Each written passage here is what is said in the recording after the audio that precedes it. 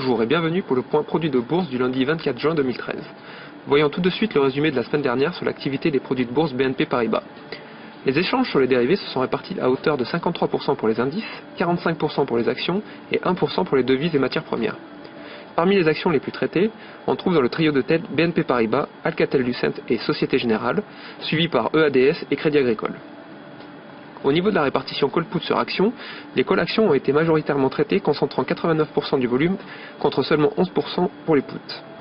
Concernant les indices, la répartition était en faveur des calls qui ont concentré 66% des échanges contre 34% pour les puts. Poursuivons par l'analyse du marché parisien. À court terme, l'indice parisien bénéficie toujours du soutien de la moyenne mobile de 100 jours, actuellement à 3674 points, mais l'invalidation de la ligne de contre-attaque haussière sous 3731 points vendredi envoie un signal négatif. Par ailleurs, l'indicateur de vitesse RSI se rapproche de sa zone de survente. Pour résumer, tant que le CAC 40 se maintient au-dessus de la zone des 3600, testé 4 fois entre décembre 2012 et avril 2013, nous restons haussiers avec des cibles à 3880, 3940 et 4058 points.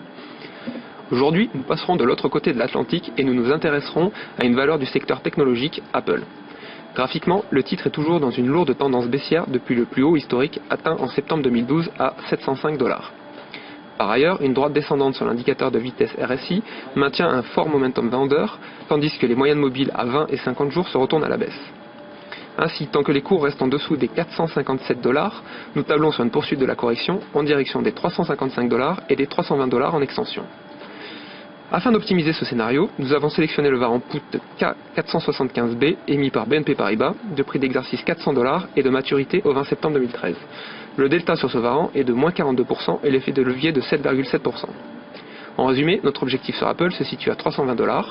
Seule la cassure des 457 $ viendrait invalider ce scénario baissier. C'est tout pour aujourd'hui, très bonne journée et à demain pour un nouvel avis d'expert.